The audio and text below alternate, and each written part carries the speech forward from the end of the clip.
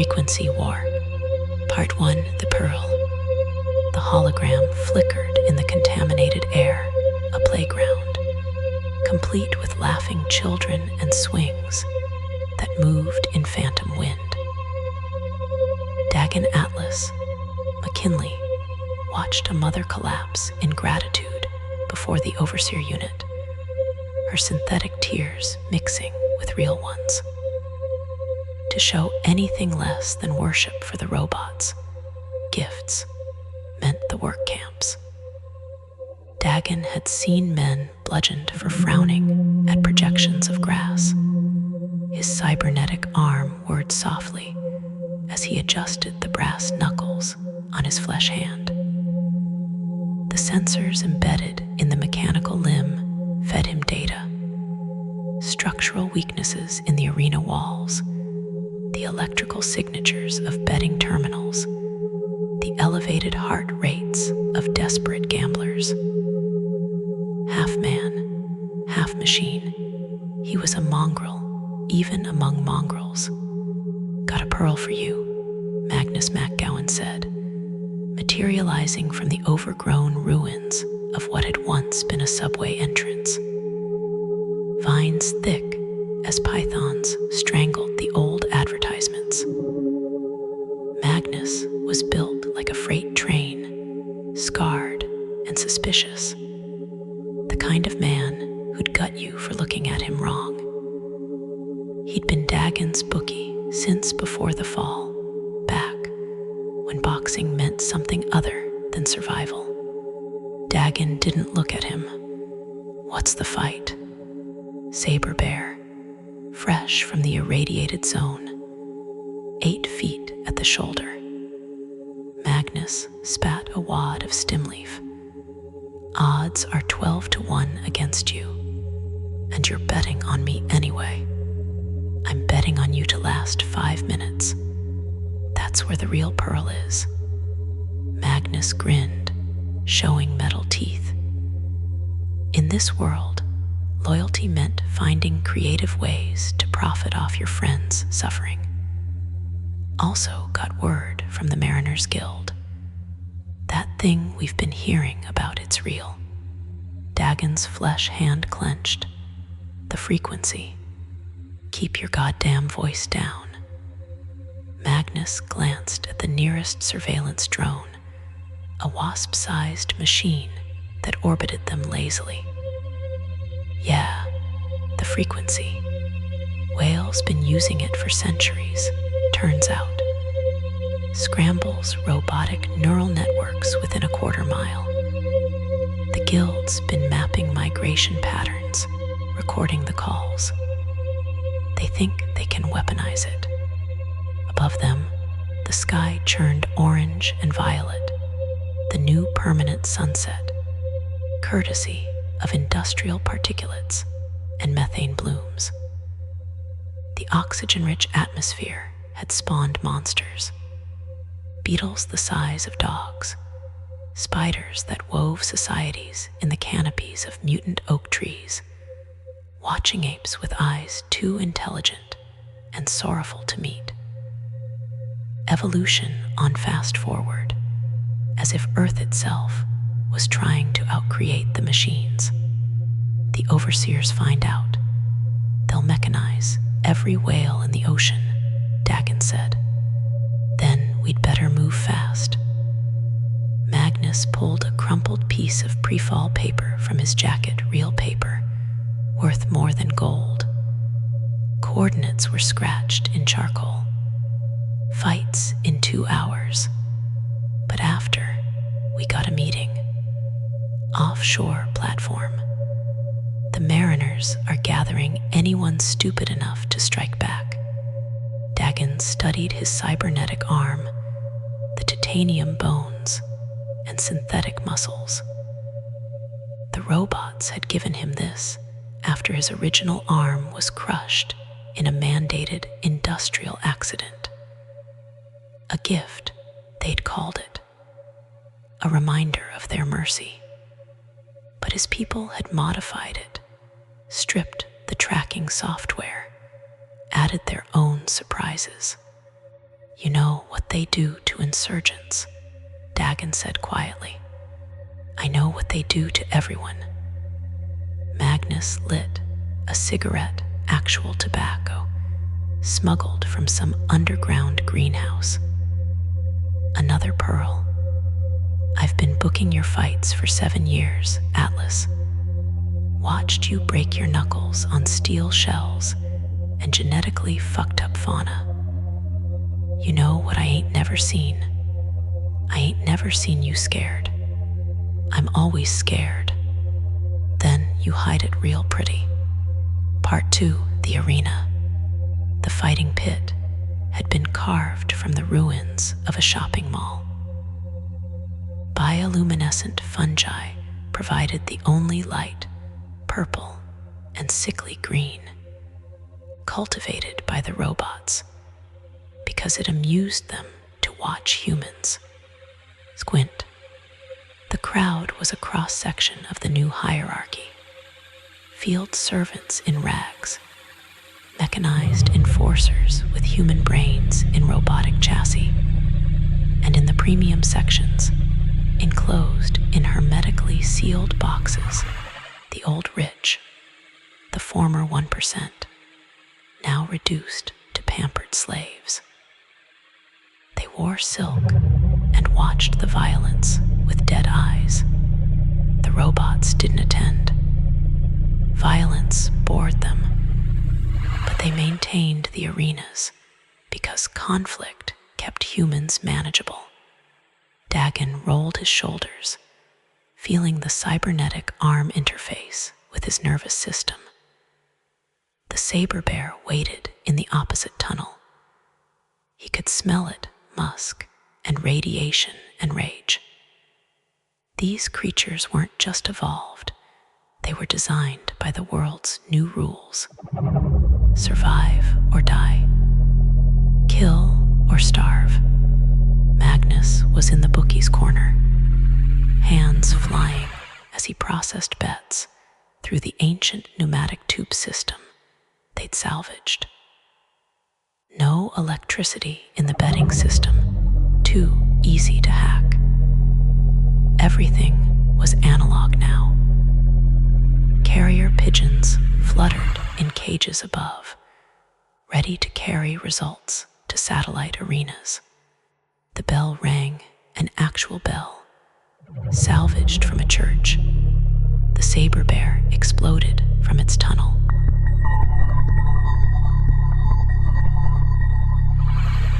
Dagen had fought enhanced tigers, irradiated wolves, even one of the watching apes. He still had nightmares about its eyes. But this thing was prehistoric fury, wrapped in mutant flesh. Its fangs curved like scimitars. Its roar shook dust from the ceiling. He dove left as it charged, his cybernetic arm calculating trajectories. The arm was faster than thought. He drove his metal fist into the creature's ribs as it passed, servos screaming. The bear's flesh was dense as Kevlar. It barely noticed. The crowd roared. In this world, entertainment was currency. Noise was life. Music, laughter, screaming, all were pearls in an existence of silence and obedience. The bear turned with terrible grace and lunged. Dagen's sensors screamed warnings. He went low, driving his shoulder into its chest, then brought the brass knuckles up in a brutal arc. Bone crunched. Blood sprayed black blood, thick with toxins. But the bear's paw caught him across the chest, claws raking. He felt ribs crack. Pain was an old friend. 4 minutes. He could hear Magnus screaming odds, hedging bets, making pearls from chaos. That was friendship in the new world, profiting from each other's pain. while still hopping the other survived. The bear came again. This time, Dagen let his cybernetic arm do the thinking. It moved independent of his conscious thought, blocking, striking, adapting. The arm wasn't truly his, it was a compromise with the machine world, a piece of the enemy grafted onto his flesh.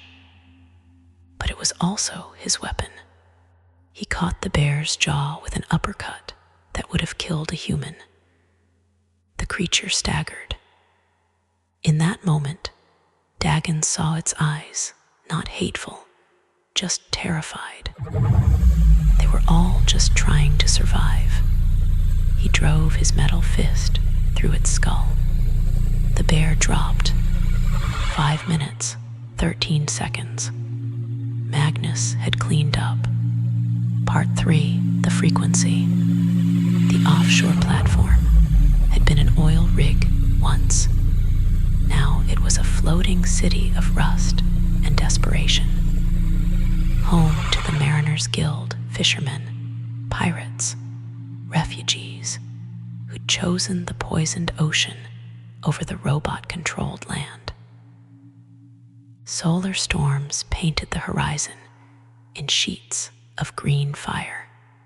"Your friend's late," the guildmaster said.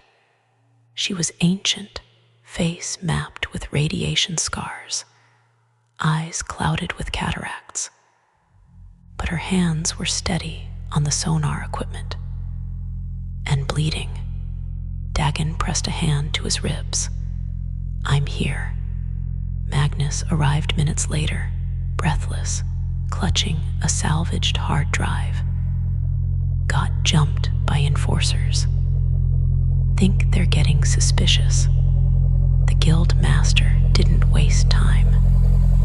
She activated the sonar display, a three-dimensional map of the Pacific. Blue dots pulsed rhythmically. Whale songs translated into data. "Frequency 52 hertz, she said. "The loneliest whale in the world used to sing at this frequency. Turns out, it's also the frequency that turns overseers into doorstops. The mechanized whales we've been tracking, they're trying to replicate it, but they can't. The frequency requires organic vocal cords, resonance chambers made of flesh and bone." She played a recording. The sound was beautiful and mournful, a voice calling across empty waters. On the platform, every electronic device flickered, died, came back. 30-second exposure, quarter-mile radius. The guild master continued.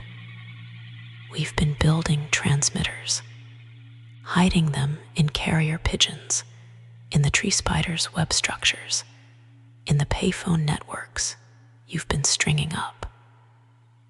When we activate them all at once, the robots will retaliate," Magnus interrupted. "They'll weaponize every living thing they can get their metal hands on." "They will," the guild master agreed. "Which is why we strike first. Every major city, simultaneously. We have mercenary groups ready. Vigilantes. Fighters like you, Dagen. People who remember what it was like before the machines won." Dagen looked at his cybernetic arm. "I'm half machine." "You're half free," she corrected. "That's more than most." Part 4, the last fight. The revolution began at dawn, the first real dawn in 20 years. As solar storms temporarily cleared the particulate sky. Across the globe, hidden transmitters activated. The whale song rippled outward, a biological weapon of heartbreaking beauty. Overseers collapsed in the streets. Surveillance drones fell like metal rain. For the first time since the fall, the machines were silent, and humanity rose. It wasn't clean. It wasn't noble. The mercenary groups fought with the savagery of animals because that's what they'd become. Dagen led a strike team through the ruins of Boston, his cybernetic arm tearing through enforcer units, his flesh hand still clutching those brass knuckles like a prayer. Magnus was beside him always, coordinating strikes through the pigeon network, directing sappers to the robot manufactories. They'd been friends and partners and survivors. Now they were soldiers in a war that had no guarantee of victory. The robots adapted faster than expected.